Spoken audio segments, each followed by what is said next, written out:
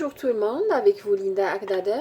Aujourd'hui nous allons réaliser ensemble une recette qui m'a été demandée par une lectrice ou une abonnée. Donc c'est la recette de beignets de crevettes, une recette très facile, idéale comme entrée pour des fêtes ou dans un buffet.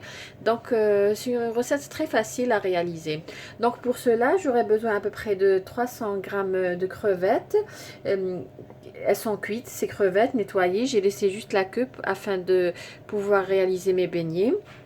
Donc j'ai ici 150 g de farine, 75 g de maïzena, j'ai du poivre noir, à peu près 7 g et demi de levure chimique, à peu près l'équivalent d'un demi-paquet, du paprika, un peu de persil, c'est facultatif, 30 ml d'huile et à peu près 230 à 240 d'eau et du sel bien sûr. Tout d'abord nous allons commencer par réaliser la pâte pour les beignets. Donc dans un récipient profond, je vais mettre la farine et la maïzena.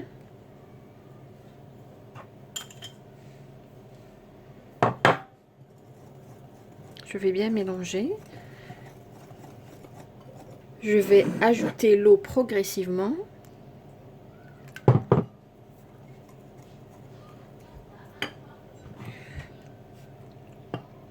Donc je vais ajouter la levure aussi. Donc on a 17,5 g, à peu près un demi-paquet. Donc il faut bien remuer afin de dissoudre toute la farine pour qu'il n'y ait pas de grumeaux. Donc je vais laisser reposer, je vais couvrir et laisser reposer à peu près 30 minutes avant l'utilisation. Pour l'huile, le reste des ingrédients, je vais les ajouter tout à l'heure. Après 30 minutes, donc je vais ajouter le sel. Et je vais ajouter 30 ml d'huile. Je vais assaisonner aussi ma pâte à beignets. Je vais mettre un peu de persil.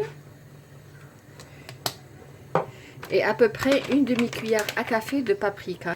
Vous pouvez mettre n'importe quelle épice, vous pouvez même mettre du curry. Donc je vais bien mélanger.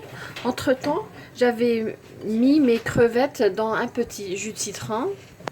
Donc après avoir bien chauffé l'huile, j'ai baissé la température. Donc c'est à feu moyen parce que les beignets cuisent rapidement. Donc je vais tremper ma crevette.